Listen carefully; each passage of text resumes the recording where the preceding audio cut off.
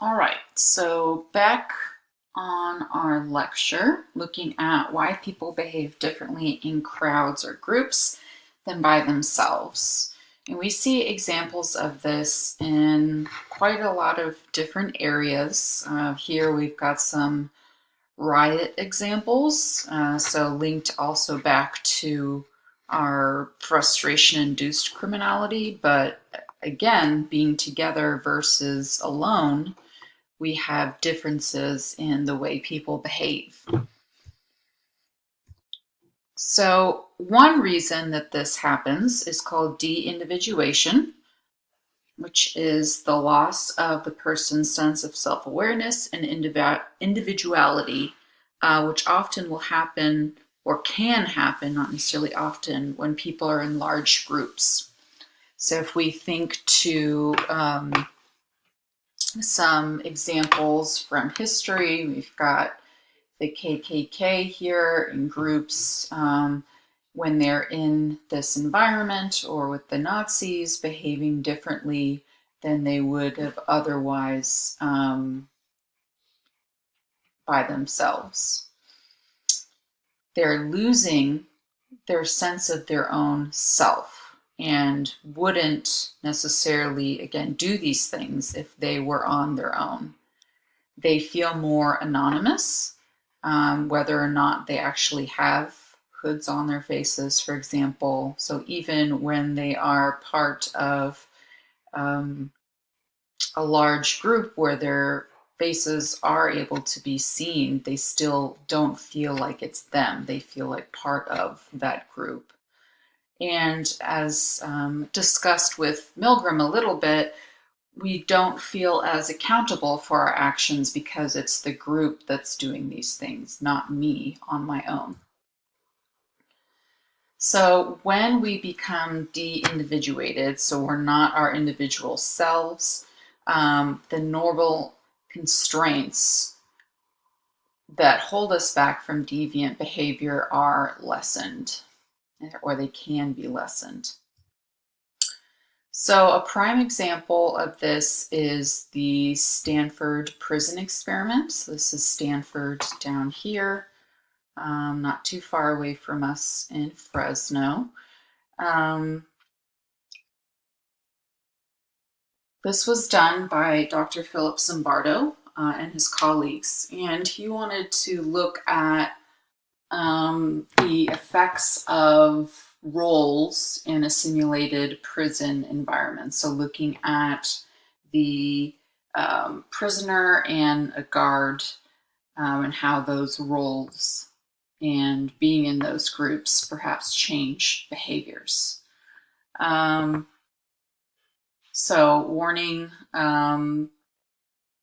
not only with this study, but linking it back to some more recent events, we do have some profanity, nudity, and graphic depictions. So if you want to scoot on past that and not look at that, please feel free.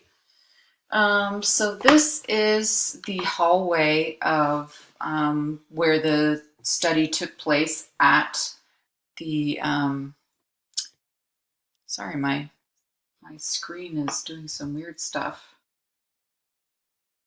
Well, this is supposed to be Dr. Zimbardo, but for some reason it's all weird right here. This is the hallway where the study took place. They changed a normal school hallway, like you might find even at our school, and made it a mock prison. I actually took this photo of the plaque and a little blurb that is there in the hallway currently at Stanford. So to make this situation as realistic as possible, the people that volunteered for the study were randomly assigned to be either a prisoner or a prison guard. So the people volunteered to be a part of this study. Zimbardo flipped a coin, and heads, they were guards, tails, they were prisoners, just as an example. The people that were assigned to be prisoners, They got local police to help make it even more realistic and did a mock arrest. So they would go get them, pretend to arrest them, put them in the squad car. They took their fingerprints and all those types of things to make it a little bit more realistic. This is the original ad for the study. So male college students needed for a psychological study of prison life, $15 per day for 1 to 2 weeks, beginning August 14th. And then, of course, how to get in touch with them. Okay, so here's some information, not some information, some pictures from the original experiment. Of them getting kind of booked into their cells, if you will, like a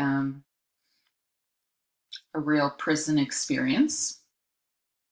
They wore a chain around their leg to make them psychologically more aware that they were a prisoner in the situation. They didn't chain them to anything, but that was symbolic and, a weight, if you will, to make them feel that way. They also had gowns to wear with numbers, and I believe this is a stocking, perhaps, to wear over their head. This is their lodging experiences here, with bars on the doors, and this is the hole where prisoners were put if they disobeyed or acted out in some way.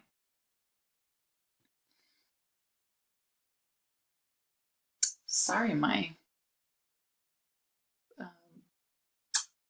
pictures aren't looking too great right now, but hopefully on your own slides it looks fine. So here's some more. The interesting thing with this study is, well, there's many interesting things, but the guards weren't really told too much of what to do. And so a lot of what happened is them playing more into that role and also becoming de-individuated, as we see here with a uniform, the sunglasses, and doing behaviors that they might not have otherwise. This started out potentially not as bad, but putting a bag on someone's head. No one told them to do that. The guard thought that was needed or a good idea at that time. And we see things kind of get worse from here. Let's see.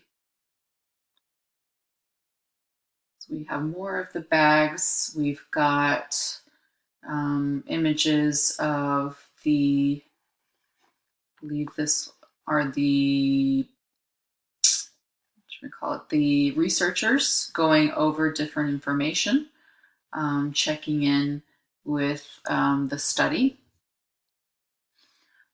So go ahead and watch video 8 now. That is a better representation of what's going on in the experiment.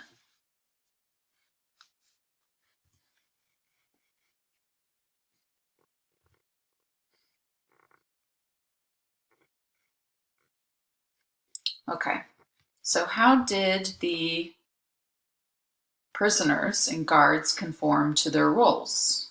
What were they doing and behaving, even though they were all equal, right? They were all equal before going into this situation, and there was nothing particularly different about the guards and prisoners. They weren't more authoritative or more submissive or anything like that. Remember, they were randomly assigned to their roles within the study.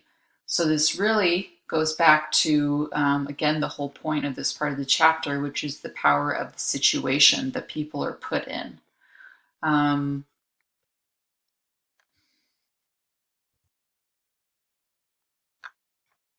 So even more startling, perhaps, is seeing examples of what happened in the experiment in real life.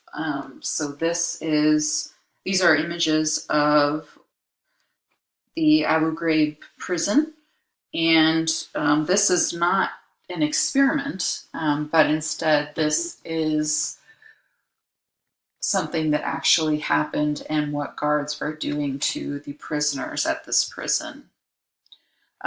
These are the graphic photos. So again, if needed, you can go past these. You don't need to look at them, but this is to show you that this wasn't some study that really has no bearing on the real world, and instead, this is something that could certainly and has happened in real life. So the guards perhaps became de-individuated, and of course, likely more things were going on, but they made the prisoners do pretty horrific things. All right, so how does this relate? How do the two relate to each other? So Zimbardo talked about this in a publication and certainly some videos. I don't think I linked them, but you can likely find them on the internet if you're interested. So he talked about how oftentimes people in these situations will mindlessly take that first step to doing these behaviors.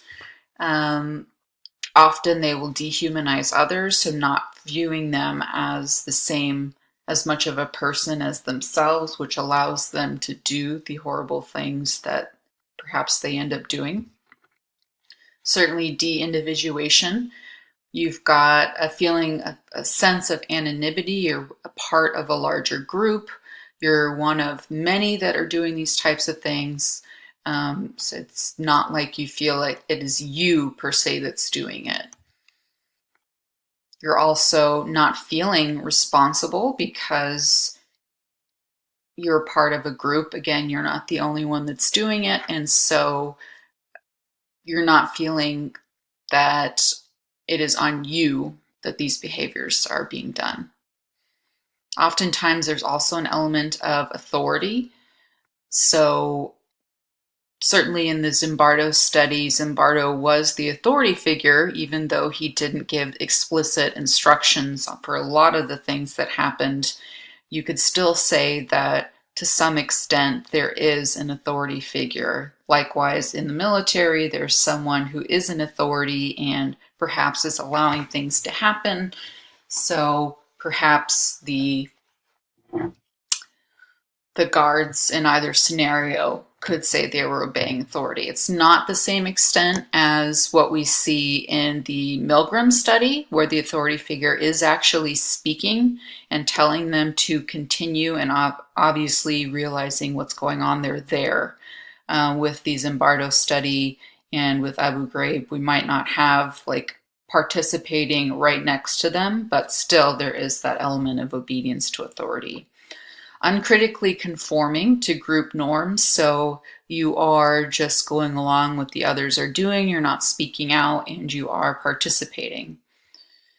You're also tolerating what's going on, even if you're not doing the same things. So let's say prison guard A is the one that is making them strip down naked, and you're not the one that's saying anything, or that's not on your shift, but you realize what's going on. If you don't say anything, you don't do anything, you are basically passively tolerating it. And so I guess putting towards your own real life, if you see something that's going on, you don't want to be tolerating it through doing nothing. So they were degraded and dehumanized. The prisoners in either experience, and the guards experienced many of the things above in both or either situation. Because I love movies, I just wanted to put this out there as well. The Stanford Prison Experiment, there's a movie. It was on Netflix. I'm not sure if it's still there, but this is pretty recent. So check that out. And this is the Experimenter movie about the Milgram study. All right. Thanks again.